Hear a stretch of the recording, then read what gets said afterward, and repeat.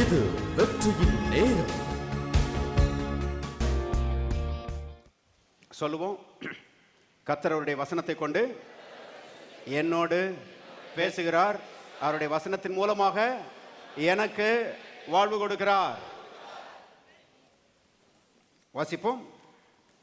எபிரேயர் புஸ்தகம் 2ஆம் அதிகாரம் 14வது வசனம். ஆதலால் பிள்ளைகள் மாம்சத்தையும் இரத்தத்தையும் உடையவர்களாக இருக்க அவரும் அவர்களைப் போல மாம்சத்தையும் இரத்தத்தையும் உடையவரானார். மரணத்துக்கு அதிகாரியாகிய பிசாசானவனை தமது மரணத்தினாலே அழிக்கும்படிக்கும் ஜீவ காலமெல்லாம் மரண பயத்தினாலே அடிமைத்தனத்துக்கு உள்ளானவர்கள் யாவரையும் விடுதலை பண்ணும்படிக்கும் அப்படியானார். ஆண்டவராய் இயேசுவை சொந்த இரட்சகராக ஆண்டவராக உள்ளத்தில் ஏற்றுக்கொள்ளாதவர்கள் இங்கே இருப்பீர்களானால் உங்களுடைய நல்வாழ்வுக்கென்று உங்களுடைய நல்ல எதிர்காலத்துக்கென்று ஆண்டவராய் இயேசுவை சொந்த இரட்சகராக ஏற்றுக்கொள்ளுங்கள். வேதத்திலே ஆண்டவராய் இயேசுவை பற்றி எழுதப்பட்டிருக்கிறது. அவர் ஜீவாதிபதி, பிரின்ஸ் ஆஃப் லைஃப். ஜீவாதிபதி என்ன அர்த்தம்னா, அவர் தேவரகமான ஜீவனை உடையவராயிருக்கிறார். அந்த தேவரகமான ஜீவனை அவர் உடையவராயிருக்கிறது மட்டுமல்ல, தேவரகமான ஜீவனை மனிதர்களுக்கும் அவர் கொடுக்கிறார் என்று வேதம் போதிக்கிறது.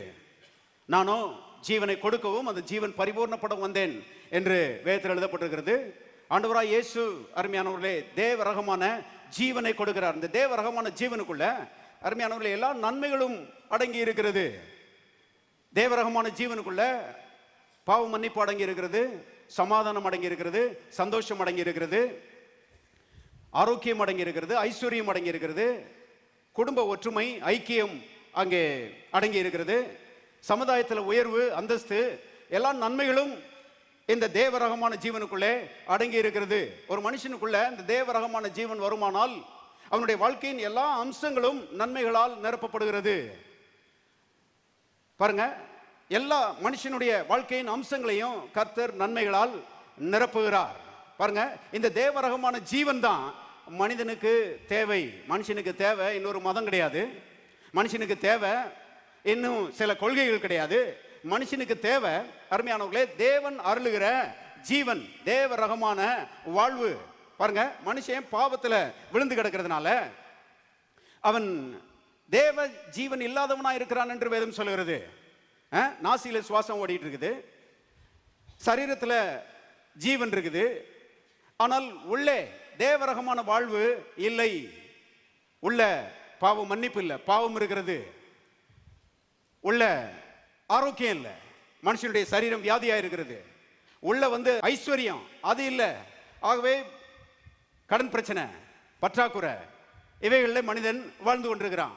உள்ள அந்த தேவரகமான வாழ்வு இல்லாதனால இன்னைக்கு குடும்பத்தில் சண்டை, சமாதான கேடு. முன்னேறணும்னு சொல்லி மனிதர்கள் நினைக்கிறாங்க, ஆனா முன்னேற முடியல. எவ்வளவோ பிரயாசப்படுறாங்க, ஆனா முன்னேற முடியல. அருமையானவர்களே, அநேகர் பாருங்க ஒரு சிறையிருப்புக்குள்ள இருந்த மாதிரி இருக்குது. அநேகருக்கு வெளியே தான் இருக்கிறாங்க, ஆனா சிறைச்சாலைக்குள்ள இருக்கிற மாதிரி இருக்கிறது. அருமை, அநேகருடைய வாழ்க்கை அப்படிதான் இருக்குது. பாருங்க, கர்த்தர் இயேசு இந்த சிறைச்சாலையை உடைச்சி மனுஷனை அதிலிருந்து வெளியே கொண்டு வந்து எல்லா தீமைகளையும் மனுஷனுடைய வாழ்க்கையை விட்டு அகற்றி மனுஷனுக்கு அருமையானவர்களே கர்த்தர் வாழ்வு கொடுக்கிறார். இயேசு வாழ்வு கொடுக்கிறார். பாருங்க, இந்த வாழ்வு கொடுப்பதற்காக தான் அவர் இந்த உலகத்துல வந்தாரு. மனுஷனுடைய வாழ்க்கையை சீரழிக்கிற இந்த மரணத்தின் சக்திகளை முடிவு கட்டுவதற்காக தான் இயேசு இந்த உலகத்தில் வந்தாரு. அதற்காக தான் சிலுவையில் அடிக்கப்பட்டாரு, அதற்காக தான் ரத்தத்தை சிந்தினாரு. எல்லா பாவ சாப ரோகங்களை தன்மேலே ஏற்றுக்கொண்டு அவைகளை சுமந்து தீர்த்து அருமையானவர்களே எல்லா மனிதர்களுக்கும் பாருங்க இன்றைக்கு வாழ்வு கொடுக்கிற ஜீவாதிபதியாய் அவர் இருக்கிறார். 3ஆம் நாள் உயிர்த்தெழுந்து இன்றைக்கு இயேசு ஜீவாதிபதியாய் இருக்கிறார். மரித்தேன் ஆனாலும் சதா காலங்களிலும் உயிரோடு இருக்கிறேன். இயேசு இன்றைக்கு அருமையானவர்களே ஜீவாதிபதியாக வாழ்வு கொடுக்கிறவராக அவர் இருக்கிறார். பாருங்க, அவர் வாழ்வு கொடுக்கிறவராக இருக்கிறதுனால அவர் கொடுக்கிற வாழ்வு ஆட்டோமேட்டிக்கா வந்துடாது.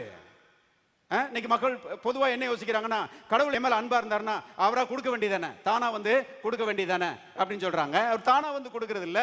ஏன்னா அருமையானவர்களே, மனுஷன் அவனுக்கு சித்த சுயாதீனம் கொடுக்கப்பட்டிருக்கிறது. மனுஷனை கர்த்தர் விலையேறப்பட்டவனாக படைத்திருக்கிறார்.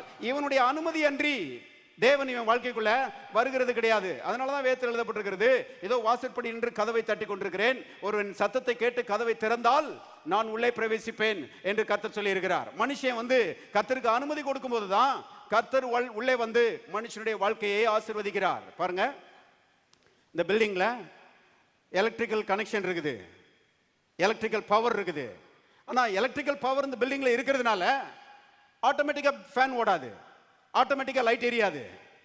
ஃபேனையும் லைட்டையும் பாருங்க நாம தான் ஆன் பண்ணணும், நாம தான் சுவிட்ச் போடணும். பாருங்க, அதே போல அருமையானவர்களே, கர்த்தர் இன்றைக்கு ஜீவாதிபதியாக இருக்கிறார். அவர் நம்முடைய வாழ்க்கைக்குள்ளே வந்து மரண சக்திகளை அப்புறப்படுத்தி ஜீவனால் நம்முடைய வாழ்க்கையை நிறைக்க அவர் விரும்புகிறார்.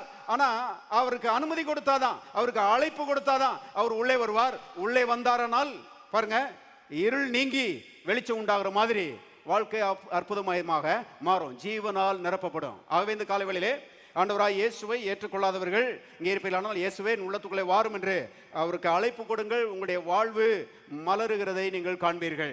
இயேசுவை ஆண்டவராக ஏற்றுக்கொண்ட தேவனுடைய மக்கள் அருமையானவர்களே, வார்த்தையினாலே பிழைக்கிறார்கள் என்று வேதம் போதிக்கிறது. எல்லாரும் சொல்லுவோம், வார்த்தையினாலே பிழைக்கிறேன்.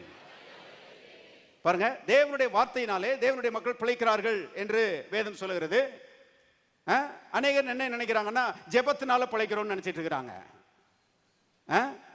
ஜெபத்தினால பிழைக்கிறேன், நான் நல்லா ஜெபம் பண்றேன், எனக்கு எதுக்கு வார்த்தை என்று சொல்லுகிற ஆட்கள்லாம் நினைச்சாங்க இருக்கிறாங்க. அருமையானவர்களை கவனிங்க, சில ஆட்கள்லாம் சொல்லுவாங்க, ஜெபமே ஜெயம் பிரதர், அதனால எனக்கு ஜெபம் இருக்குது, ஜெபம் போதும் அப்படின்றாங்க. ஆனால் பைபிளில் பார்த்தீங்கன்னா ஜெபமே ஜெயம்னு ஒரு வார்த்தை இல்லை. ஆனால் என்ன வார்த்தை இருக்குது? நம்முடைய விசுவாசமே உலகத்தை ஜெயிக்கிற ஜெயம். கவனிங்க, விசுவாசமே உலகத்தை ஜெயிக்கிற ஜெயம். அந்த விசுவாசம் எங்க இருந்து வருகிறது? வார்த்தையிலிருந்து வருகிறது. ஆகவே அருமையானவர்களே, வார்த்தை வந்து முன்னால வருகிறது, ஜெபம் பின்னால வருகிறது. வார்த்தையும் முக்கியம், ஜெபமும் முக்கியம். ஆனா வார்த்தை முன்னால வருகிறது. அருமையானவர்களே, வார்த்தையினால வருகிற விசுவாசம் அதுதான் ஜெயத்தை நமக்கு கொடுக்கிறது. கவனிங்க, இந்த ஜெபம் என்பது மூச்சு விடுற மாதிரி இருக்கும்னு சொல்லி நம்ம எடுத்துக்கலாம். அது மூச்சு விடுற மாதிரி ஜெபம் என்பது. ஆனா வார்த்தை என்பது சாப்பிடுற மாதிரி, ஆகாரத்தை உட்கொள்கிற மாதிரி. கவனிங்க, இப்ப ஒருத்தர் போய் பிரதர் சாப்பிடுங்கன்னு சொன்னா, எனக்கு சாப்பாடெல்லாம் வேணாம், நான் தான் மூச்சு விடுறேன்னு சொன்னார்னா என்ன அர்த்தம்? கவனிங்க, வசனத்தை விசுவாசிங்கன்னு சொன்னா அதெல்லாம் வேண்டியதில்லை, நான் ஜெபம் பண்றேன் என்று சொல்லுகிறவர்கள் சாப்பாடு வேணா நான் மூச்சு விடுறேன்னு சொல்ற மாதிரி இருக்குது. கவனிங்க, சாப்பாடே வேணாம் வேணான்னு சொல்லிட்டே இருந்தா அப்புறம் இருக்கிற மூச்சும் கொஞ்ச நாள்ல நின்று போயிடும். கவனிங்க, நல்லா மூச்சு விடணும்னா நல்லா சாப்பிடணும். இருக்கிறீங்களா எல்லாரும்?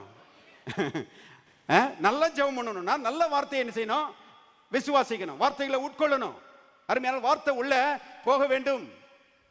ஏனென்றால் தேவன் வார்த்தைக்கு முதலிடம் கொடுத்திருக்கிறார். வேதத்தில் எழுதப்பட்டிருக்கிறது, அவர் சத்தியத்தை முக்கியப்படுத்தி அதை மகிமை உள்ளதாக்குவார் என்று ஏசாயா சொல்லியிருக்கிறான். அதை தான் புதிய ஏற்பாட்டில் செஞ்சிருக்கிறாரு.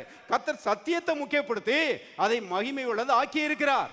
கவனிங்க, இன்றைக்கு சத்தியத்துக்கு முதலிடம் கொடுக்கிறவர்கள் அவங்களுடைய ஜெபம் ரொம்ப வெற்றிகரமாக இருக்கும். அவங்க ஜெபிச்சாங்கன்னா, கொஞ்சம் ஜெபிச்சாங்கன்னாலே நிறைய பதில் வரும். கவனிங்க, ஆகவே தேவனுடைய வார்த்தை தான் ரொம்ப முக்கியம் என்று வேதம் சொல்லுகிறது. அந்த வார்த்தை சொல்லுகிறது, கர்த்தர் நம்மை எல்லா பயத்திலிருந்து விடுதலையாக்கி இருக்கிறார். தேவனுடைய வார்த்தை டிக்ளேர் பண்ணுகிறது. கர்த்தர் பரலோகத்தின் தேவன். அருமையானவர்களை, இருக்கிறதுல பெரியவர், நியாயாதிபதி. அவர் வந்து பாருங்க ஒரு அறிவிப்பை கொடுத்திருக்கிறார். அது என்னன்னா, அது இங்கே எழுதப்பட்டிருக்கிறது, இயேசுவை விசுவாசிக்கிறவர்கள் எல்லாரும் எல்லா விதமான பயத்திலிருந்தும் விடுதலையாக்கப்பட்டிருக்கிறார்கள். வாசிப்போம், லூக்கா சுவிசேஷம் 1ஆம் அதிகாரம் 71 இருந்து வாசிக்கிறேன். உங்கள் சத்துருக்களின் கைகளில் நின்று நீங்கள் விடுதலையாக்கப்பட்டு உயிரோடு இருக்கும் நாளெல்லாம், எல்லாரும் சேர்ந்து வாசிங்க, பயமில்லாமல் எனக்கு முன்பாக பரிசுத்தத்தோடும் நீதியோடும் எனக்கு ஊழியம் செய்ய கட்டளையிடுவேன் என்று அவர் தம்முடைய பிதாவாகிய ஆபிரகாமுக்கு இட்ட ஆணையை நிறைவேற்றுவதற்கும் ஆதி முதற்கொண்டிருந்த தம்முடைய பரிசுத்த தீர்க்கதரிசிகளின் வாக்கினால் தாம் சொன்னபடியே தம்முடைய ஜனத்தை சந்தித்து மீட்டுக்கொண்டு நம்முடைய சத்துருக்களின்றும் நம்மை பகைக்கிற யாவருடைய கைகளினின்றும் நம்மை ரட்சிக்கும்படிக்கு தம்முடைய தாசனாகிய தாவீதின் வம்சத்தில் நமக்கு ரட்சணிய கொம்பை ஏற்படுத்தினார். பாருங்க, இங்க எழுதப்பட்டிருக்கிறது, தேவன் நம்மை ரட்சிக்கும்படி ரட்சகராகிய இயேசுவை அனுப்பி நமக்கு ரட்சிப்பை செய்திருக்கிறார், ஏற்படுத்தி இருக்கிறார். கவனிங்க, இயேசுவை அனுப்பி நமக்கு ரட்சிப்பை ஏற்படுத்தி இருக்கிறார். அந்த ரட்சிப்புக்குள்ள என்ன அடங்கி இருக்குதுன்னா நிறைய காரியங்கள் அடங்கி இருக்கிறது.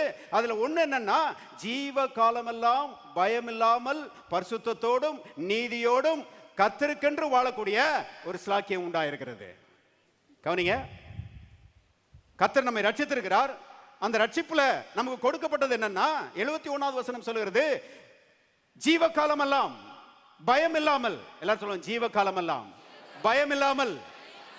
பாருங்க, ஜீவ காலமெல்லாம் பயம் இல்லாமல் பரிசுத்தத்தோடும் நீதியோடும் வாழக்கூடிய கிருபையை கர்த்தர் நமக்கு தந்திருக்கிறாராம். ஆண்டவராய் இயேசு இந்த உலகத்துல வந்து நமக்காக பாருங்க எல்லா பயங்களையும் தன்மையில ஏற்றுக்கொண்டு, வியாகுலங்களை தன்மையில ஏற்றுக்கொண்டு, நம்முடைய திகில்கள் எல்லாவற்றையும் தன்மையில ஏற்றுக்கொண்டு, எல்லாவற்றையும் கல்வாரி சிலுவையில சுமந்து தீர்த்து, அருமையானவர்களே, பயத்திலிருந்து நம்மை விடுதலையாக்கி இருக்கிறார். இன்றைக்கு நாம் பயத்திலிருந்து விடுதலையாக்கப்பட்டிருக்கிறோம். பாருங்க, இயேசுவை ஏற்றுக்கொள்வதற்கு முன்பதாக பயத்தில் வாழ்ந்தோம்.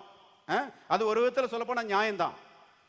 ஏன்னா பாவத்துக்கு கீழே இருந்தோம், பிசாசுக்கு கீழே இருந்தோம், அடிமைத்தனத்துக்கு கீழே இருந்தோம், பாதாளத்தை நோக்கி என்ன செய்தோம், போய் கொண்டிருந்தோம். அன்னைக்கு பயம் நம்முடைய வாழ்க்கையின் பங்காக இருந்தது. ஆனால் அருமையானவர்களே, என்றைக்கு ரட்சிக்கப்பட்டோமோ அன்றைக்கு அருமையான கர்த்தர் நம்மை பயத்திலிருந்து என்ன செய்திருக்கிறார், விடுதலையாக்கி இருக்கிறார். கவனிங்க, இன்றைக்கு பயத்திலிருந்து விடுதலையாக்கின தேவன் நம்ம கூட இருக்கிறாரு. நமக்குள்ள பாருங்க தேவ பிரசன்னம் இருக்கிறது, பரிசுத்த ஆவியானவர் நமக்குள்ளே இருக்கிறார். தேவனுடைய வார்த்தை நமக்கு கொடுக்கப்பட்டிருக்கிறது, தேவனுடைய நாமம் நமக்கு கொடுக்கப்பட்டிருக்கிறது, இயேசுவின் ரத்தம் நமக்கு கொடுக்கப்பட்டிருக்கிறது. இவைகள் எல்லாவற்றையும் பாருங்க நம்ம பயன்படுத்தி ஜீவனுள்ள நாளெல்லாம் ஒன்றுக்கும் பயப்படாத ஒரு தைரியத்தின் வாழ்க்கை தேவனுடைய மக்கள் வாழ வேண்டும் என்று கர்த்தர் விரும்புகிறார். எத்தனை பேர் தைரியத்தின் வாழ்க்கை வாழ போறீங்க? பாருங்க, வாழ்க்கையில் சில பிரச்சனைகள் வராமல் இருக்காது, சில போராட்டங்கள் வராமல் இருக்காது, சில எதிர்ப்புகள் வராமல் இருக்காது. ஆனால் எதற்கும் பயப்பட வேண்டிய அவசியம் இல்லை. அருமையானவர்களே, எல்லா பயத்திலிருந்து கர்த்தர் நம்ம என்ன செய்திருக்கிறார், விடுதலை ஆக்கி இருக்கிறார். அவர் கூட இருக்கிறாரு. அவரும் நாமும் சேர்ந்து எல்லா பிரச்சனையும் முறியடிக்கலாங்க. அவரும் நாமும் சேர்ந்த நம்ம கூட்டணி வந்து வெற்றி கூட்டணி. இந்த கூட்டணி ஒரு நாளும் தோற்று போகாது. ஒரு நாளும் பயப்பட வேண்டிய அவசியம் இல்லை. சிலர் கேட்குறாங்க, அப்படின்னா பிசாசு இருக்கிறான் இல்லையா அப்படிம்பாங்க. பிசாசு இருக்கிறான், அவனுடைய அழிவின் வேலைகள்லாம் இருக்குதான் செய்யுது. ஆனா அவனுக்கு நம்ம பயப்பட வேண்டிய அவசியம் இல்லை. ஏன்னா அவனுடைய எல்கைக்குள்ள, அவனுடைய ராஜ்யத்துக்குள்ள நாம இல்லைங்க.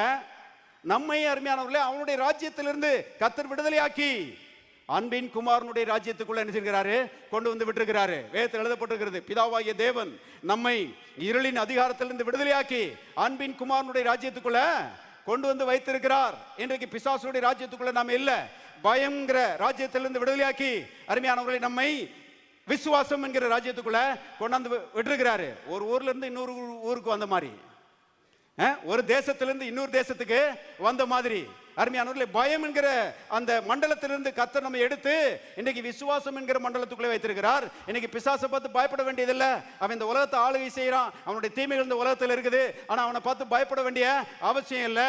அவனை ஜெயித்த கர்த்தர் நம்ம கூட இருக்கிறாரு. அநேக விசுவாசிகள் பிசாசு பெரியவன் மாதிரி பேசுறாங்க. ஆனா கர்த்தர் அவன் தலையை நசிக்கிறார்னு பைபிள்ல போட்டிருக்குது. துரைத்தனங்களையும் அதிகாரங்களையும் உரிந்து கொண்டு வெளியரங்கமான கோலமாக்கி அவைகளின் மேல் சிலுவையிலே என்ன செய்தார், வெற்றி சிறந்தார். யாருக்காக வெற்றி சிறந்தார்? நமக்காக வெற்றி சிறந்தார். பாருங்க, நமக்காக ஜெயித்த இயேசு நம்ம கூட இருக்கிறாரு. பாருங்க, இதைத்தான் பாருங்க சங்கீதக்காரன் சொல்கிறான், நான் மரண இருளின் பள்ளத்தாக்களை நடந்தாலும் பிசாசுக்கு பயப்பட மாட்டேன், பொல்லாங்கனுக்கு பயப்பட மாட்டேன்றான். பொல்லாப்புக்குன்னு தமிழ்ல போட்டாங்க. பொல்லாங்கனுக்கு பயப்பட மாட்டேன், ஏனெனில் தேவரீர் என்னோடு கூட இருக்கிறீர். அந்த பிசாசை மடங்கடித்த கர்த்தர், அந்த பிசாசினுடைய தலையை நசுக்கின கர்த்தர், அந்த பிசாசை ஒன்றுமில்லாமல் ஆக்கின கர்த்தர் ஏன் கூட இருக்கிறாரு.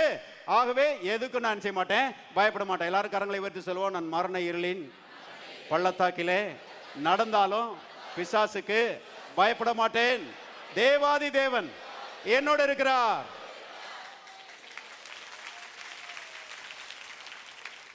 பாருங்க, ஆகவே நம்ம விசுவாசம் என்கிற மண்டலத்துக்குள்ள கொண்டு வந்து வைக்கப்பட்டிருக்கிறோம். இப்ப தேவனுடைய மக்களை பார்த்து கர்த்தர் சொல்றாரு, பயப்படாதே, விசுவாசம் உள்ளவனாயிரு. வாழ்க்கையில ஒவ்வொரு நாளும் எல்லா மணி நேரங்களிலும் எதுக்கும் பயப்படாத, விசுவாசம் உள்ளவனாயிரு. ஏன்னா விசுவாசம் உள்ளவனாய் இருக்கும் போதுதான் தேவனுடைய அற்புத கிரியைகள், தேவனுடைய வல்லமை உன் சார்பில் என்ன செய்யும், கிரியை செய்யும் என்று அருமையான கர்த்தர் சொல்கிறார். நாம வந்து விசுவாசிகள், நம்ம பேரே விசுவாசிகள் தான். கணக்கு பார்க்க தெரியாத கணக்கு பிள்ளை இருக்க மாட்டாரு இல்லையா? ஆனா நிறைய விசுவாசிக்க தெரியாத விசுவாசிகள் இருக்கிறாங்க. நாம வந்து அப்படி இருக்கக்கூடாது. நம்ம விசுவாசிக்கிறவர்களா இருக்க வேண்டும். எத்தனை பேர் விசுவாசிக்கிறீங்க? எல்லாரும் சொல்லுவோம், நான் ஒரு விசுவாசி, நான் அவிசுவாசி அல்ல. இன்னொரு முறை சொல்லுவோம், நான் ஒரு விசுவாசி, நான் அவிசுவாசி அல்ல. நாம் எல்லாரும் விசுவாசிக்கிறவர்கள். பாருங்க, இன்னைக்கு எல்லா அதிகாரமும் வல்லமையும் பாருங்க நமக்கு கொடுக்கப்பட்டிருக்கிறது. அதனாலதான் வேதத்துல விதமாக நம்ம வாசிக்கிறோம். திருப்புங்க எபேசியர் புஸ்தகம் 4ஆம் அதிகாரம் 27வது வசனம். பிசாசுக்கு இடம் கொடாமலும் இருங்கள். போதும், பிசாசுக்கு இடம் கொடாமலும் இருங்கள். நல்லா கவனிங்க. விசுவாசிகளை பார்த்து ஆவியானவர் சொல்றாரு, எந்த ரீதியிலும் பிசாசுக்கு நீ இடம் கொடுக்க வேண்டிய அவசியமே கிடையாது. ஆனா பிசாசு பாருங்க உள்ள நுழையிறதுக்கு என்ன செய்யறான்? பிரயாசப்படுகிறான். வாழ்க்கைக்குள்ள நுழையிறதுக்கு அவன் பிரயாசப்படுறான். எவனை விழுங்கலாமோ வென்று என்ன செய்யறானா? சுத்தி வருகிறான்னு பைபிள்ல போட்டிருக்குது. கவனிங்க. ஆனா அவன் எப்போதும் வரும்போது 2 கொம்பு வச்சுக்கிட்டு ஒரு வால் வச்சுக்கிட்டு நெத்தியில நான் தான் பிசாசுன்னு எழுதி ஒட்டிக்கிட்டு வரமாட்டான். அப்படி வந்தான்னா நம்ம எல்லாரும் அடையாளம் கண்டுபிடிச்சுக்கிடுவோம். இந்த வர்றான் பிசாசுன்னு சொல்லி நம்ம எல்லாரும் அடையாளம் கண்டுபிடிச்சுக்கிடுவோம். ஐயா மாதிரி செருப்பு எடுத்து அடிச்சிருவாங்க, அம்மா மாதிரி தொடப்பக்கட்டை எடுத்து அடிச்சிருவாங்க, அடிச்சு விரட்டி விட்டுருவாங்க. ஆனா பிசாசு அப்படி வர்றதில்லை. 2 கொம்பை வச்சுக்கிட்டு வாழை வச்சுக்கிட்டு நான் தான் பிசாசுன்னு சொல்லிட்டு அவன் வர்றதில்ல. அவன் தந்திரக்காரன் பாருங்க. அவன் வந்து ஒருவரும் அடையாளம் கண்டு கொள்ளாத விதத்தில் அவன் என்ன செய்யறான்? உள்ள வர்றதுக்கு பிரயாசப்படுறான். பயம்ன்ற ரீதியில் உள்ள வர்றதுக்கு பிரயாசப்படுறான். சந்தேகன்ற ரீதியில் உள்ள வர்றதுக்கு பிரயாசப்படுறான். அவிசுவாசம்ன்ற ரீதியில் உள்ள வர்றதுக்கு பிரயாசப்படுகிறான். பாருங்க, பயப்படுகிறவர்களாம் பிசாசுக்கு இடம் கொடுக்குறாங்க, சந்தேகப்படுகிறவர்கள் பிசாசுக்கு இடம் கொடுக்குறாங்க, அவிசுவாசப்படுகிறவர்கள் பிசாசுக்கு என்ன செய்யறாங்க? இடம் கொடுக்குறாங்க. அவன் பாருங்க அடையாளம் கொண்டு கொள்ளாத ரீதியில் உள்ள வர்றதுக்கு என்ன செய்யறான்? பிரயாசப்படுறான். ஏதேன் தோட்டத்தில் பாருங்க ஒரு பிரசங்கியார் மாதிரி வந்துட்டான். நம்ம பாட்டி இருக்கிறாங்களே, ஏவாள் பாட்டி, அவ பாருங்க பிரசங்கியாருன்னு சொல்லி நம்பிட்டா. நம்பி அவன் வார்த்தைக்கு செவி கொடுத்து கடைசியில் முடிவு என்ன? பெரிய வீழ்ச்சி, ஏமாற்றம். கவனிங்க, எப்படி வருகிறான்ங்கிற அடையாளம் கொண்டு கொள்ள முடியாத ரீதியில் அவன் வர்றான். ஆனால் நம்முடைய அட்வான்டேஜ் என்னன்னா, நம்முடைய ஸ்லாக்கியம் என்னன்னா, பிசாசு எப்படியெல்லாம் வர்றான்னு சொல்லி ஆவியானவர் நமக்கு வெளிப்படுத்துறாரு. பைபிளில் போட்டிருக்கு, பிசாசுடைய தந்திரங்களை நீங்கள் அறியாதவர்கள் அல்லவே. பிசாசை காட்டிலும் ரொம்ப ஸ்மார்ட்டானவர் நம்ம கூட இருக்கிறாரு. பிசாசை காட்டிலும் அருமையானவர்களே எல்லாவற்றையும் தெரிந்தவர், சர்வஞானி அவர் நம்ம கூட இருக்கிறார். அவர் நமக்கு எல்லாத்தையும் என்ன செய்யறாரு? வெளிப்படுத்துகிறார் என்பதை தெரிந்து கொள்ளுங்கள். அவர் சொல்றார், பயம் உள்ள வரும்போதே ஆவியான சொல்றாரு, பிசாசு உள்ள வர்றாங்க, கவனமாறு, பிசாசுக்கு இடம் கொடுக்காத என்ற அருமையான கர்த்தர் நம்மை எச்சரிக்கிறார் என்பதை தெரிந்து கொள்ளுங்கள். ஆகவே பாருங்க, நல்லவர்களா இருக்கணும். ஆனா அது போதாது.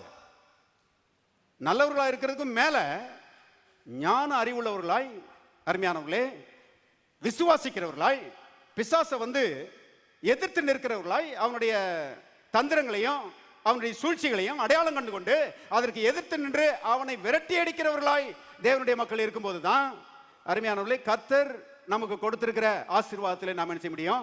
வாழ முடியும். பல ரீதியில் பிசாசு உள்ள வர்றதுக்கு பிரயாசப்படுறான். இன்னைக்கு அநேகர் நல்லவர்கள் பாருங்க, பயத்தின் மூலமாக பிசாசுக்கு இடம் கொடுத்து அநேகர் இன்னைக்கு கஷ்டப்பட்டு இருக்கிறாங்க. யோபு இருக்கிறாரு. யோபு வந்து இதுக்கு ஒரு நல்ல உதாரணம் பாருங்க. அவர் ஒரு நல்ல மனுஷன். நல்ல கவனிங்க, யோபுன் புஸ்தகத்தை நல்லா புரிஞ்சுக்கணும். யோபுன் புஸ்தகத்தை நல்லா புரிஞ்சுக்கலன்னா அதுல ஒரு குழப்பம் இருக்குது பாருங்க. நிறைய விசுவாசிகள் பார்த்தீங்கன்னா இன்னைக்கு யோபுன் புஸ்தகத்தை படிச்சுட்டு குழம்பி போயிருக்கிறாங்க. அவங்க என்ன யோசிக்கிறாங்கன்னா, இவ்வளவு நல்ல ஒரு யோபு, இவருடைய வாழ்க்கையில இவ்வளவு தீமை வந்துருச்சே. ஆகவே ஒரு முடிவுக்கு வந்துட்டாங்க. என்ன முடிவுக்கு வந்துட்டாங்கன்னா, யோபு நல்லவர், கர்த்தர் பொல்லாதவர் அப்படின்ற ஒரு முடிவுக்கு வந்துட்டாங்க. நிறைய பேருடைய கையில கர்த்தர் கிடைச்சாருன்னா அவரை பிடிச்சி ஜெயிலுக்குள்ள போட்டுருவாங்க இவங்க. ஏன்னா யோபு இவ்வளவு நல்லவர், ஆனா அவருக்கு கர்த்தர் இவ்வளவு தீமை செஞ்சிட்டாரு, கர்த்தர் ரொம்ப பொல்லாதவர் அப்படிதான் இன்னைக்கு அநேகர் யோசிக்கிறாங்க. இல்லைங்க, குழம்ப கூடாது. அருமையானவர்களே, கர்த்தர் அன்றும் இன்றும் என்றும் நல்லவரும் இரக்கம் நிறைந்தவரும் கிருபை உள்ளவருமாகவே இருக்கிறார். நான் கர்த்தர், நான் மாறாதவர். கர்த்தர் நல்லவர் தான் பாருங்க. அருமையானவர்களே, நான் சொல்லுறேன், யோபுனுடைய வாழ்க்கையில நடந்த எல்லா நன்மைகளுக்கும் கர்த்தர் காரணர். யோபுனுடைய வாழ்க்கையில் நடந்த எந்த தீமைக்கும் கர்த்தர் காரணர் அல்ல. எல்லாரும் இருக்கிறீங்களா? எல்லாரும் கரங்களை வைத்து சொல்லுவோம், நான் ஆராதிக்கிற என் தேவன் நல்லவரும் இரக்கமுள்ளவரும் கிருபை நிறைந்தவருமாய் இருக்கிறார். மறுபடியும் சொல்லுவோம், நான் ஆராதிக்கிற என் தேவன் நல்லவரும் இரக்கமுள்ளவரும் கிருபை நிறைந்தவருமாய் இருக்கிறார். அப்படிதான் இருக்கிறார் அவரு. கவனிங்க, யோபுனுடைய வாழ்க்கையில் நடந்த எல்லா நன்மைகளுக்கும் அவர் தான் காரணம். பாருங்க, வாசிக்கலாம். யோபுவின் புத்தகத்துக்கு திருப்போம். யோபு 1ஆம் அதிகாரம் 1ல இருந்து வாசிக்கிறேன். ஊத்ஸ் தேசத்திலே யோபு என்னும் பெயர் கொண்ட ஒரு மனுஷன் இருந்தான். அந்த மனுஷன் உத்தமனும் சன்மார்க்கனும் தேவனுக்கு பயந்து பொல்லாப்புக்கு விலகுறவனுமா இருந்தான். அவனுக்கு 7 குமாரரும் 3 குமாரத்தைகளும் பிறந்தார்கள். அவனுக்கு 7000 ஆடுகளும் 3000 ஒட்டகங்களும் 500 ஏறு மாடுகளும் 500 கழுதைகளும் ஆகிய மிருக ஜீவன்கள் இருந்ததுமன்றி திரளான பணிவிடைக்காரரும் இருந்தார்கள். அதனால் அந்த மனுஷன், எல்லாரும் சேர்ந்து வாசிங்க, கிழக்கத்தி புத்திரர் எல்லாரிலும் பெரியவனா இருந்தான்ல, ஐஸ்வர்யம் உள்ளவனா இருந்தான். he was very rich, ஐஸ்வர்யம் உள்ளவனா இருந்தான். கவனிங்க, இந்த யோபு தேவனுக்கு பயந்து சன்மார்க்கனும் தேவனுக்கு பயந்து பொல்லாப்புக்கு விலகுறவனுமா இருந்தான். இப்படி தேவனுக்கு பயந்து வாழுகிற இந்த மனுஷனை கர்த்தர் சும்மா விட்டாரா? அவன் ஒரு ஏழையா இருந்தானா? நல்லா கவனிங்க, கர்த்தரை விசுவாசிச்சு கர்த்தருக்கு கீழ்ப்படிஞ்சு கர்த்தருக்கு மரியாதை கொடுத்து தீமைக்கு விலகுகிற மனுஷனை கர்த்தர் அன்றும் இன்றும் என்றுமே ஆசீர்வதிக்கிறவரா தான் இருக்கிறாரு.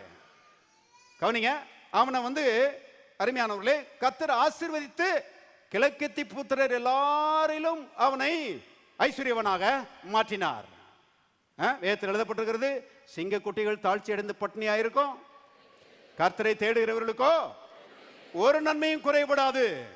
சரீர முயற்சி அற்ப பிரயோஜனம் உள்ளது, தேவ பக்தியோ இந்த ஜீவனுக்கும் இனி வரும் ஜீவனுக்கும் எப்படிப்பட்டது? லாபகரமானது. எல்லாரும் சொல்ல, லாபகரமானது. கர்த்தருக்கு பயந்து அருமையானவர்களே, கர்த்தருக்கு மரியாதை கொடுத்து வாழ்கிற ஒரு வாழ்க்கையில அருமையானவர்களே, கர்த்தருடைய நன்மைகள் இறங்குகிறது. கர்த்தர் இன்றைக்கு அதை செய்கிறார். நான் கர்த்தர், நான் மாறாதவர். இயேசு கிறிஸ்து நேற்றும் இன்றும் என்றும் மாறாதவர். இன்றைக்கும் கர்த்தருக்கு மரியாதை கொடுக்கிறவர்களை கர்த்தர் ஆசீர்வதிக்கிறார். எத்தனை பேர் ஆமென் சொல்றீங்க? பாருங்க, யோபுனுடைய வாழ்க்கையில கர்த்தருடைய ஆசீர்வாதம் வந்தது. கவனிங்க, பெரிய ஐஸ்வர்யவானா இருந்தான். சாத்தானே அதை பற்றி சொல்றான். பாருங்க, யோபு 1ஆம் அதிகாரம் 9-10 பாருங்க. அதற்கு சாத்தான் கர்த்தருக்கு பிரதியுத்தரமாக, யோபு விருதாவாகவா தேவனுக்கு பயந்து நடக்கிறான்? நீர் அவனையும் அவன் வீட்டையும் அவனுக்கு உண்டான எல்லாவற்றையும் சுற்றி வேலி அடைக்கவில்லையோ? அவன் கைகளின் கிரியை ஆசீர்வதித்தீர். எல்லாரும் சேர்ந்து வாசிங்க. அவன் சம்பத்து தேசத்திலே. சாத்தானுக்கு நல்லா தெரியுது இந்த யோபு ஆசீர்வதிச்சது கர்த்தர் தான். ஆனா நிறைய விசுவாசிகளுக்கு தெரிய மாட்டேங்குது. கவனிங்க, ஆசீர்வாதம் எங்கெல்லாம் வருதோ அங்கெல்லாம் நம்முடைய தேவன் தான் ஆசீர்வதிச்சிருக்கிறாரு. ஆமென்.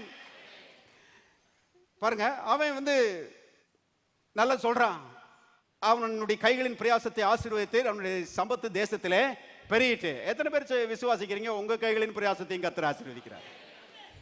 எல்லாரும் சொல்லுவோம், கர்த்தர் என் கைகளின் பிரயாசத்தை ஆசீர்வதிக்கிறார், எனக்கு பாக்கியமும் நன்மையும் உண்டாகிறது.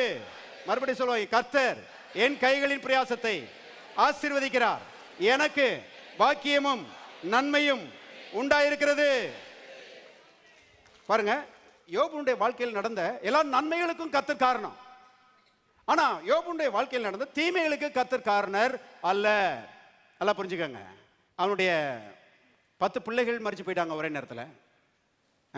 அது மட்டுமல்ல, அவனுடைய சொத்துக்கள் இதெல்லாத்தையும் பாருங்க, எதிரிகள் எடுத்துட்டு போயிட்டாங்க. சொத்துக்கள் எல்லாம் எடுத்துட்டு பறி போயிடுச்சு. அப்புறம் பாருங்க, அவருக்கு ஒரு சரீரத்தில் பலவீனம் வந்துருச்சு.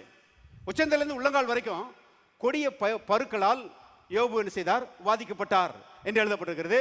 அத்தனைக்கும் காரணம் பிசாசு. யோபுனுடைய வாழ்க்கையில் நடந்த எல்லா நன்மைகளுக்கும் காரணம் தேவன். யோபுனுடைய வாழ்க்கையில் நடந்த எல்லா தீமைகளுக்கும் காரணம் பிசாசு. ஒருத்தர் கேட்டாரு, என்னையா இப்படி சொல்லிட்டீங்க? ஏன்னா யோபுவே சொன்னார் இல்லையா, கர்த்தர் கொடுத்தார், கர்த்தர் எடுத்தார், கர்த்தருடைய நாமத்துக்கு ஸ்தோத்திரம் சொல்லி யோபுவே சொல்லிட்டார் இல்லையா?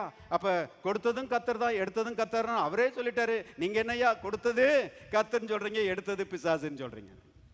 கவனிங்க, இந்த இடத்துல தான் பாருங்க, வேதத்தை நல்லா பகுத்து படிக்கணும்.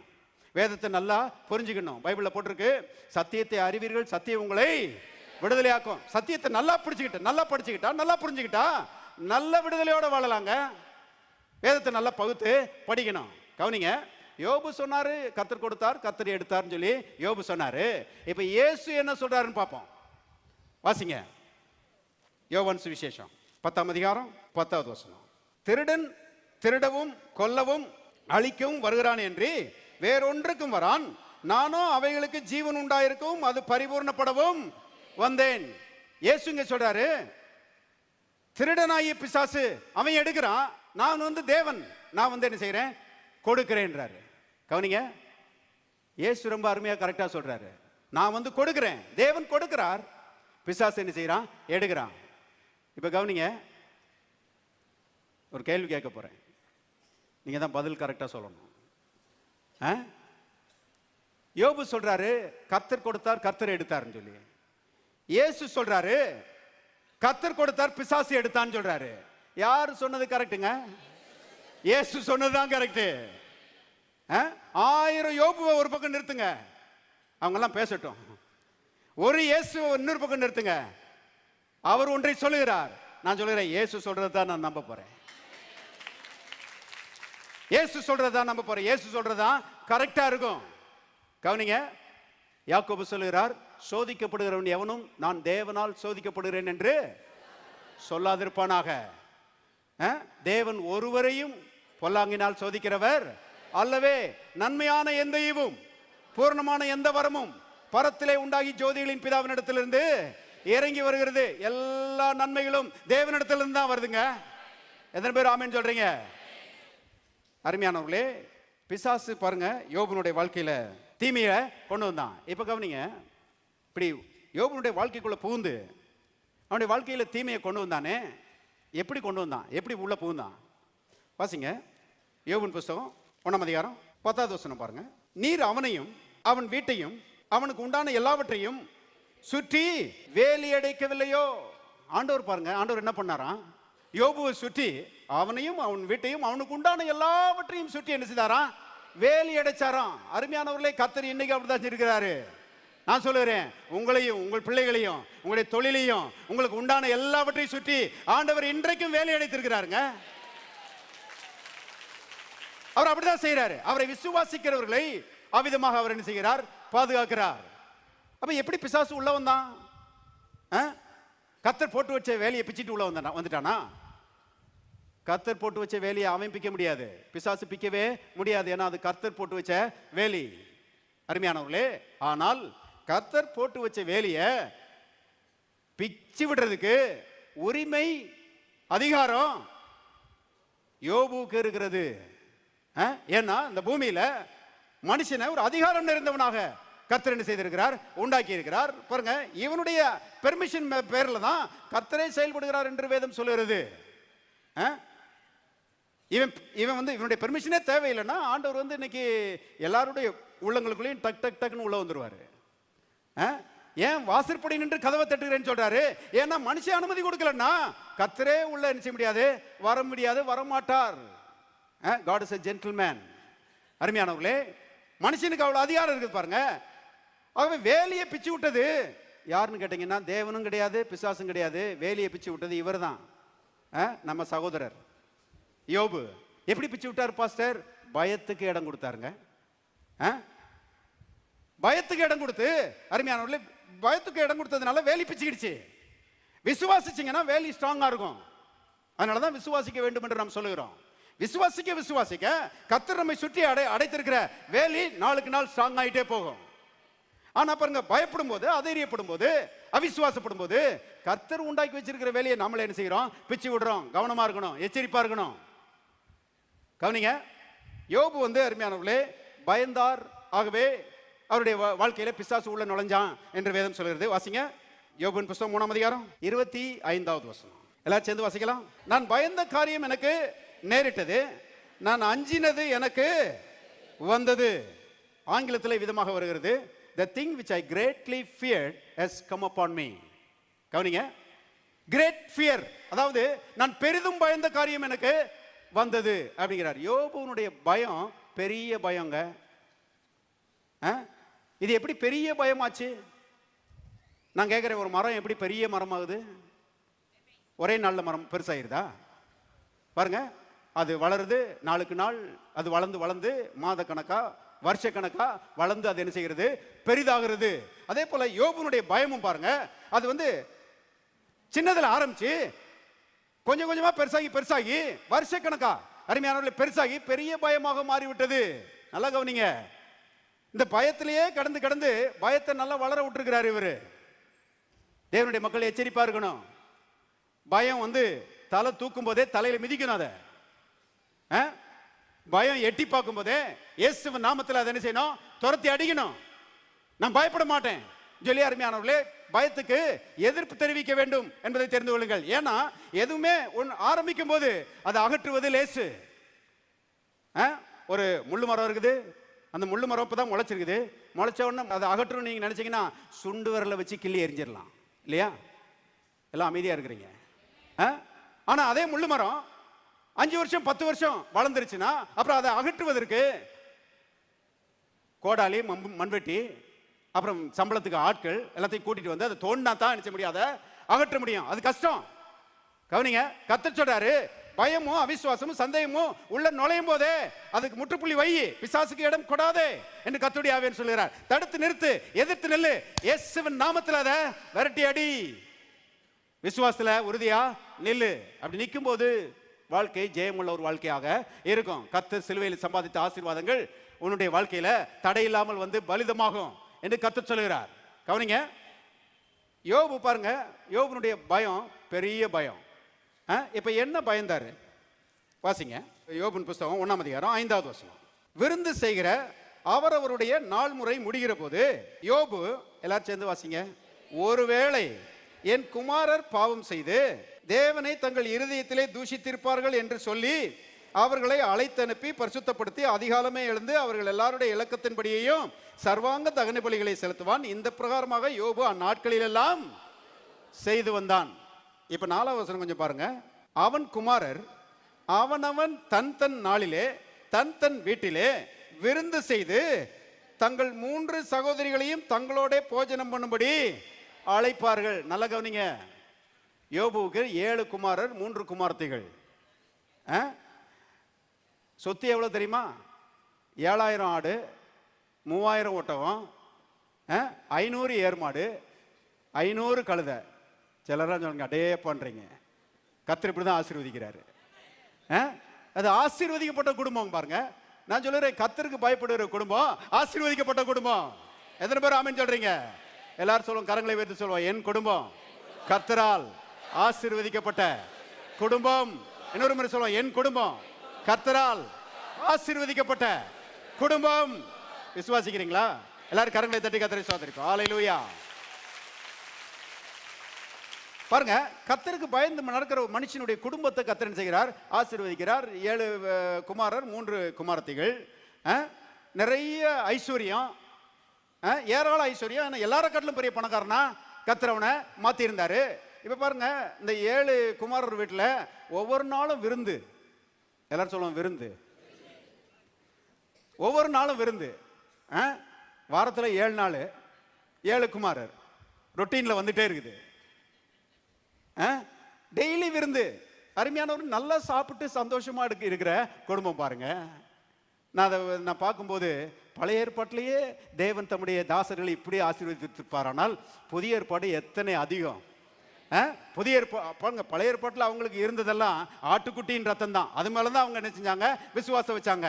தேவன் இந்த ஆட்டுக்குட்டியின் ரத்தத்தை அஸ்திபாரமா வச்சு அவங்களை இவ்விதமாய் ஆசீர்வதித்திருப்பார். ஆனால் அருமையான புதிய ஏற்பாட்டில் தேவ ஆட்டுக்குட்டியாகிய இயேசு மரித்திருக்கிறார். அவருடைய பரிசுத்த ரத்தம் நமக்காக சிந்தப்பட்டிருக்கிறது.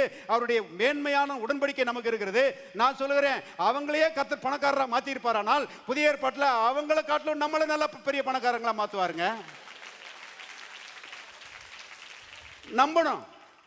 நான் ஏழை பிரதர், நான் ஒன்றும் இல்லை பிரதர், இப்படியே சொல்லிட்டு திரியிறாங்க நிறைய பேர். இயேசுவும் ஏழை, நாங்களும் ஏழைன்னு சொல்லி சிலர் சொல்லிட்டு இருக்கிறாங்க. பைபிள் அப்படிலாம் எவிடன்ஸே கிடையாது. நல்லா படிக்கணும் பைபிளை. கவனிங்க, என்ன மாதிரி குடும்பம் பாருங்க, நல்லா சாப்பிட்டு சந்தோஷமா இருந்த குடும்பம். அருமையானவர்களே, அது பிள்ளைகள் பாருங்க, அந்த 7 குமாரருடைய வீட்டில் விருந்து, 3 குமாரத்தைகளையும் அழைச்சி எல்லாருமே சாப்பிட்றாங்க. குடும்பம் எவ்வளோ ஒற்றுமையாக இருக்குது பாருங்க. இன்னைக்கு அநேக குடும்பங்களில் நிறைய பிள்ளைகள் இருந்தாங்கன்னா நாயும் பூனை மாதிரி சண்டை போட்டு கிடக்குறாங்க. ஆனால் இந்த குடும்பத்தில் ஒற்றுமை பாருங்க, கர்த்தர் ஆசீர்வாதம் இருக்கிறதுனால நல்லா ஒற்றுமையா இருக்கிறாங்க. யோபு எவ்வளவு தூரம் கர்த்தருக்கு நன்றி உள்ளவராக இருந்திருக்கணும் யோசிச்சு பாருங்க.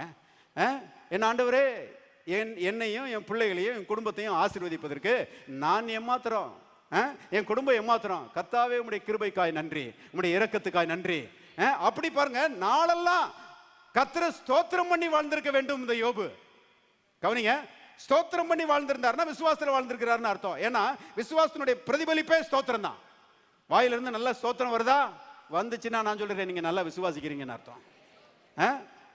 பாருங்க, ஆனா கர்த்தர் நல்ல குடும்பத்தை கொடுத்திருக்கிறாரு, நல்ல ஐஸ்வர்யத்தை கொடுத்திருக்கிறாரு, பிள்ளைகள் நல்லா இருக்கிறாங்க, ஆசீர்வாதமா இருக்கிறாங்கன்னா ஸ்தோத்தரிக்க வேண்டும் என்று வேதம் சொல்லுது. உபாகமத்தில் நீங்க வாசித்து பாத்தீங்கன்னா, நீ புசித்து திருப்தியாகி நீ வாழ்ந்திருக்கும் போது தேவன் உனக்கு கொடுத்த அந்த நல்ல தேசத்துக்காக அவரே ஸ்தோத்தரிக்க கடவாய். எத்தனையோ பேர் கஷ்டப்பட்டு இருக்கிறாங்க, ஆனா என் தேவன் என்னை ஆசீர்வதித்திருக்கிறார். ஹல்லேலூயா. என் தேவன் என்னை ஆசீர்வதித்திருக்கிறார். கர்த்தாவே உமக்கு நன்றி.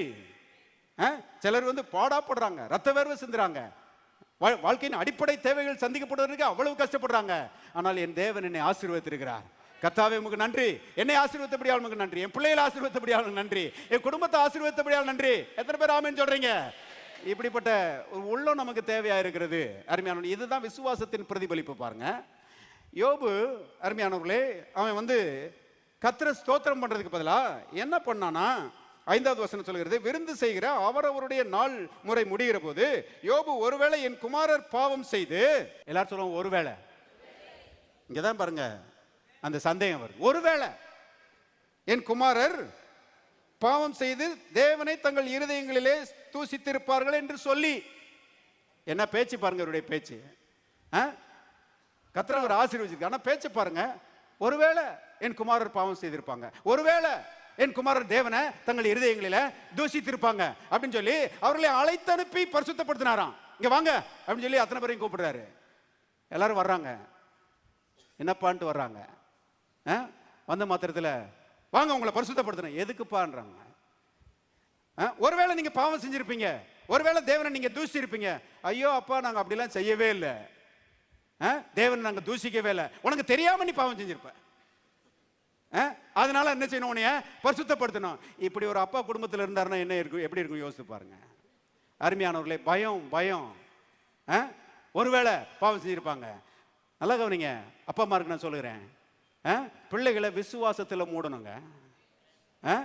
என் குடும்பம் கர்த்தரால் ஆசீர்வதிக்கப்பட்ட குடும்பம், என் குடும்பம் இயேசு கிறிஸ்துவின் ரத்தம் பூசப்பட்ட குடும்பம், என் குடும்பத்தில் தேவாதி தேவன் தங்கி இருக்கிறாரு, என் குடும்பத்தில் பரிசுத்த ஆவியானவருடைய அபிஷேகம் இருக்கிறது, நாங்கள் ஆசீர்வதிக்கப்பட்டவர்கள், பாவம் எங்களை மேற்கொள்ள முடியாது. எத்தனை பேர் ஆமென் சொல்றீங்க? பைபிள்ல போட்டிருக்குது, நீங்கள் நியாயப்பிரமாணத்துக்கு கீழ்ப்பற்றாமல் கிருபைக்கு கீழ்ப்பட்டிருக்கிறபடியால் பாவம் உங்களை என்ன செய்யாது, மேற்கொள்ள மாட்டாது. எங்க குடும்பம் பரிசுத்த குடும்பம் அப்படின்னு சொல்லி பிள்ளைகளை அருமையானவர்களே விசுவாசத்தினால மூடுறதுக்கு பதிலா இவர் பாருங்க பயத்தில் என்ன செய்கிறாரு, செயல்படுகிறாரு. ஒருவேளை பாவம் செஞ்சிருப்பாங்கன்னு சொல்லி அழைத்து அனுப்பி அவர்களை பரிசுத்தப்படுத்தி, எழுதப்பட்டிருக்கிறது அதிகாலமே எழுந்தார். தூக்கவே இல்லை பாருங்க இவருக்கு. இந்த பயத்தில் வாழுகிற ஆட்கள் இவங்களும் தூங்க மாட்டாங்க, மற்றவங்களையும் தூங்க விட மாட்டாங்க. அதிகாலமே எழுந்து அவரவருக்கு சர்வாங்க தகன பலிகளை செலுத்துவார். இப்படி யோபு அந்த நாட்களில் எல்லாம் செய்து வந்தார். எல்லாம் சொல்லுவாங்க, நாட்களில் எல்லாம், ஒவ்வொரு நாளும் பலி. பாவம் பாருங்க, இவருக்கு சத்தியம் விளங்கல. அந்த நாட்களில் பாருங்க, ஆட்டுக்குட்டியை பலியிட்டா ஒரு முறை செலுத்தப்பட்ட பலி ஒரு வருஷத்துக்கு உத்தரவாதம். அதான் பழைய ஏற்பாடு. ஒரு முறை பலி செலுத்திட்டா அந்த ஆட்டுக்குட்டியின் ரத்தம் அந்த பலி செலுத்தின ஆளை ஒரு வருஷம் முழுவதும் என்ன செய்கிறது, பாதுகாக்கிறது. ஒருவேளை தவறுகள் ஏற்பட்டா கூட அந்த ரத்தம் பாதுகாக்கிறது, அது அது உத்தரவாதமா இருக்கிறது. அது அடுத்த வருஷம் வரைக்கும் தவறுகள் ஏற்பட்டா கூட அதை மூடுகிறது, மன்னிக்கிறது. அப்படிதான் பாருங்க பழைய ஏற்பாடு. ஆனா இவர் பாருங்க, அது மேல எல்லாம் நம்பிக்கை இல்லை. நேத்து பலியிட்ட பலி மேல இன்னைக்கு நம்பிக்கை இல்லை, இன்னைக்கு பலியிட்ட பலி மேல நாளைக்கு நம்பிக்கை இல்லை. எப்படிப்பட்ட ஆளு பாருங்க, பயம், விசுவாசம் இல்லை. அருமையான நாட்களில் எல்லாம் ஒவ்வொருத்தருக்காகவும் பலி என்ன செய்யறாரு, செலுத்துகிறாரு. அருமையானவர்களே, இவ்விதமாக பயந்து பயந்து பிள்ளைகளையும் பயத்துக்குள்ள நடத்திருப்பார்னு நான் நினைக்கிறேன். அதனாலதான் பாவம் அவங்களும் வாழவில்லை.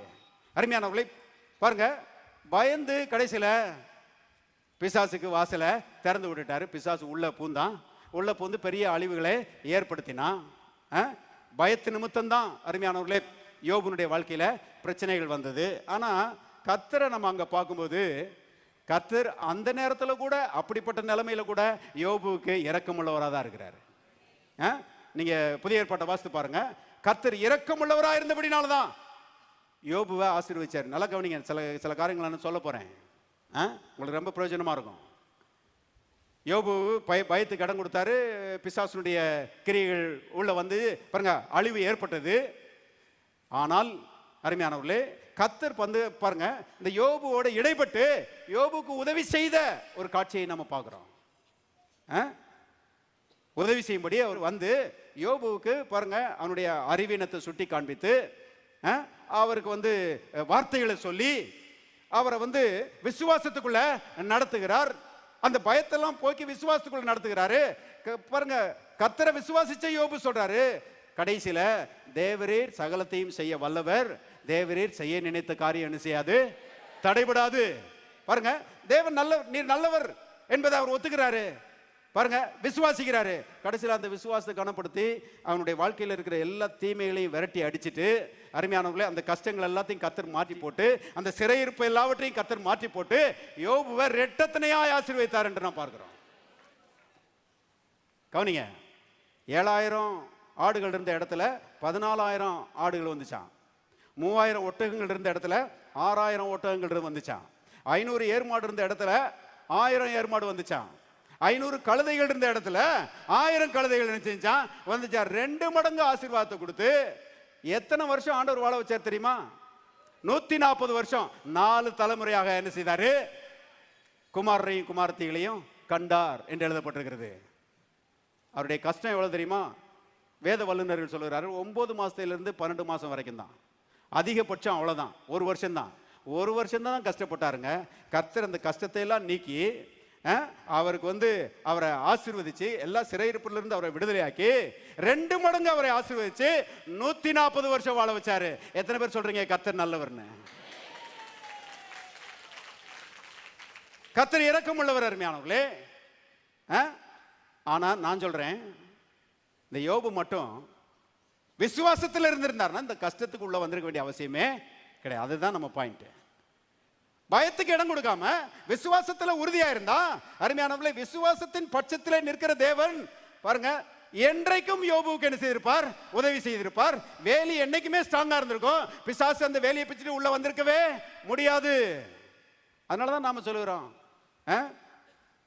விசுவாசிச்சா சங்கீதக்காரனா மாதிரி நாமளும் சொல்லலாம், என் ஜீவனுள்ள நாளெல்லாம் நன்மையும் கிருபையும் நிச்சயமாகவே என்னை தொடரும். சிலர் சொல்றாங்க, யோபுனுடைய கதையை வாசிட்டு சிலர் சொல்றாங்க, சில நேரங்களில் நன்மை நடக்கும் பிரதர், சில நேரம் தீமை நடக்கும் பிரதர், இப்படிலாம் சொல்றாங்க. ஆனா விசுவாசிக்கிறவங்க சொல்றாங்க, என் ஜீவனுள்ள ஒவ்வொரு நாளும் நன்மையும் கிருபையும் நிச்சயமாகவே என்னை தொடரும். எத்தனை பேர் விசுவாசிக்கிறீங்க? அப்படி எல்லாரும் கரங்களை வைத்து சொல்லுவோம், கர்த்தர் என் மேய்ப்பராய் இருக்கிறார், என் ஜீவனுள்ள ஒவ்வொரு நாளும் நன்மையும் கிருபையும் மாத்திரம் நிச்சயமாகவே என்னை தொடரும். ஒவ்வொரு நாளும் நன்மையும் கிருபையும் பாருங்க நம்மை தொடரும். இப்ப திருப்புங்க ஏசாயாவின் புஸ்தகம் 41:9 முதல் வாசிப்போம். நான் பூமியின் கடையாந்தரங்களிலிருந்து உன்னை எடுத்து அதன் எல்லைகளிலிருந்து அழைத்து வந்து, நீ என் தாசன், நான் உன்னை தெரிந்து கொண்டேன், நான் உன்னை வெறுத்து விடவில்லை என்று சொன்னேன். எல்லாரும் சேர்ந்து வாசிங்க. பயப்படாதே, நான் உன்னுடனே இருக்கிறேன், திகையாதே, நான் உன் தேவன், நான் உன்னை பலப்படுத்தி உனக்கு சகாயம் பண்ணுவேன், என் நீதியின் வலதுகரத்தினால் நான் உன்னை தாங்குவேன். ஆண்டவர் வந்து நம்மளை தேடி வந்து பூமியின் கடையாந்தரங்களிலிருந்து நம்மளை அழைச்சு கொண்டு வந்தாராம். நாம கர்த்தரை தேடி போகல, ஆனா எங்கேயோ கடந்தோம். நாம பூமியின் கடையாந்தரத்தில் கடந்தோம், எங்கேயோ எல்லையில் கடந்தோம், புறக்கணிக்கப்பட்டவர்களாய், ஒதுக்கப்பட்டவர்களாய், பாவத்துக்கு அடிமைகளாய், சபிக்கப்பட்ட நிலைமையில வாழ்ந்து கொண்டிருந்தோம். நம்ம வாழ்க்கையில் நடந்த மிகப்பெரிய அற்புதம் என்னன்னா, இந்த இயேசு நம்மை தேடி வந்திருக்கிறார். தேடி வந்து நம்மை ரட்சித்திருக்கிறார். எத்தனை பேர் சந்தோஷமா இருக்கிறீங்க? இங்கே எழுதப்பட்டிருக்கிறது, பூமியின் கடையாந்திரங்களிலிருந்து உன்னை எடுத்து அதன் எல்லைகளிலிருந்து அழைத்து கொண்டு வந்து, நீ என் தாசன், உன்னை தேர்ந்து கொண்டேன், நான் உன்னை வெறுத்து விடவில்லை என்று சொன்னேன். இப்ப சொல்றாரு, நீ பயப்படாதே. கர்த்தர் நம்மளை பார்த்து சொல்லுகிற முதல் வார்த்தை பயப்படாத. இன்னைக்கும் கூட சில சவால்களோட நீங்க இன்னைக்கு சர்ச்சுக்கு வந்திருக்கலாம். சில பிரச்சனைகள் போராட்டங்களோட நீங்க சர்ச்சுக்கு வந்திருக்கலாம். கர்த்தர் உங்களை பார்த்து தான் சொல்றாரு, பயப்படாதே, நான் உங்க கூட இருக்கிறேன். திகையாதே, நான் உன் தேவன், நான் உன்னை பலப்படுத்துவேன், நான் உனக்கு சகாயம் பண்ணுவேன், என் நீதியின் வலது கரத்தினால் நான் உன்னை தாங்குவேன். பாருங்க, பயப்படாதே என்பதற்கு 4 காரணங்களை சொல்றாரு. ஒன்னு சொல்றாரு, நான் உன் கூட இருக்கிறேன். கர்த்தர் நம்ம கூட இருக்கிறத போல பாக்கியம் வேற எதுவுமே கிடையாது. அருமையானவர்களே, நமக்கும் மற்றவங்களுக்குள்ள ஒரு பெரிய வித்தியாசம், அவங்க கூட கர்த்தர் இல்லை, நம்ம கூட கர்த்தர் இருக்கிறாரு.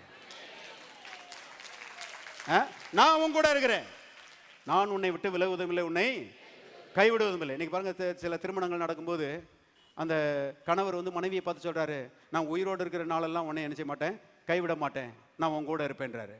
அந்த மனைவியும் பாருங்க கணவரை பார்த்து சொல்றாங்க, நான் உயிரோடு இருக்கிற நாளெல்லாம் உங்க கூட இருப்பேன், உங்களை விட்டு போக மாட்டேன்னு சொல்றாங்க. ஆனா பாருங்க, நிறைய பேர் பார்த்தீங்கன்னா இந்த வாக்குறுதியெல்லாம் காலப்போக்கில் என்ன செஞ்சிடறாங்க, மறந்துடுறாங்க. அந்த வாக்குறுதியெல்லாம் முறிச்சிடுறாங்க. ஒரு சண்டை போட்டுட்டு அருமையானவர்களே இவங்க வந்து அடிச்சிடறாங்க, விலகி போயிடுறாங்க. இன்னைக்கு ஒருவரால் ஒருவர் கைவிடப்பட்டவர்கள் நிறைய பேர் இந்த உலகத்தில் இருக்கிறாங்க. பாருங்க அருமையானவர்களே, பெற்றோர் பிள்ளைகளை கைவிட்டுறாங்க, நண்பர்களை கைவிட்டுறாங்க. இப்படியெல்லாம் இந்த உலகத்தில் நடந்துட்டு இருக்குது.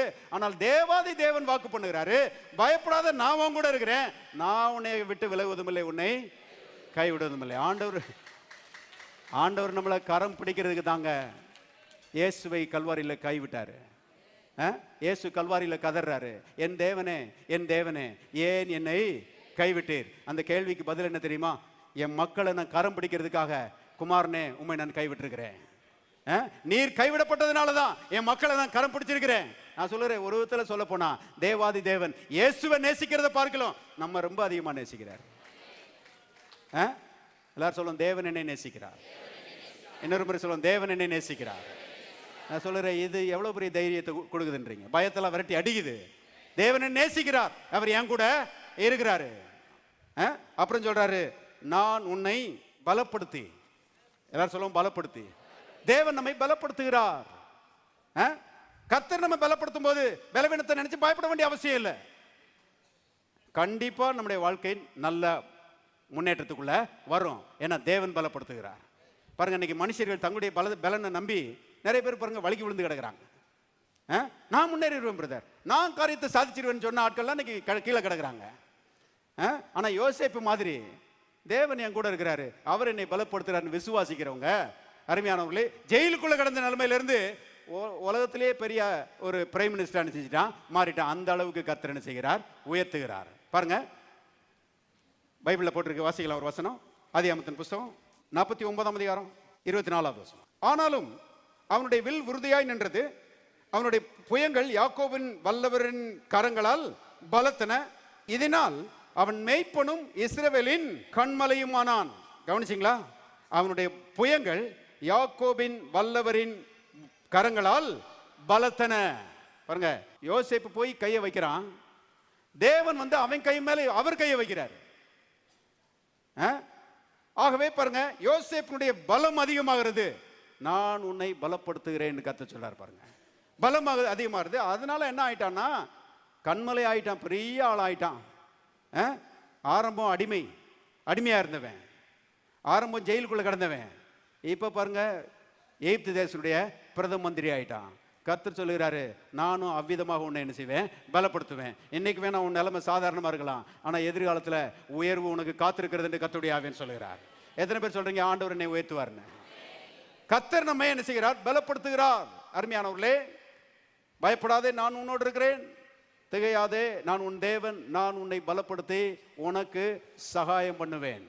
மூணாவது பாருங்க, கர்த்தர் நமக்கு சகாயம் பண்ணுகிறவர். சகாயம்னா உதவி. எல்லாரும் சொல்லுவாங்க, கர்த்தர் எனக்கு உதவி செய்கிறவர். இன்னொரு முறை சொல்லுவாங்க, கர்த்தர் எனக்கு உதவி செய்கிறவர். சில ஆட்கள் பாருங்க, மற்றவங்களையே எதிர்பார்த்துட்டு கிடப்பாங்க. மாமா உதவி செய்கிறேன்னு சொன்னாரு, இப்ப மாட்டேங்கிறாரு. சித்தப்பா உதவி செய்கிறேன்னு சொன்னார், இப்போ மறந்துட்டாரு. கண்டிப்பாக மறப்பார். ஏன்னா அவர் மனுஷன், மறக்காதவர் ஒருவர் தான் இருக்கிறாரு. அவர் உங்களுடைய தேவன், அவர் இயேசு. அவர் என்ன செய்ய மாட்டாரு? மறக்க மாட்டாரு.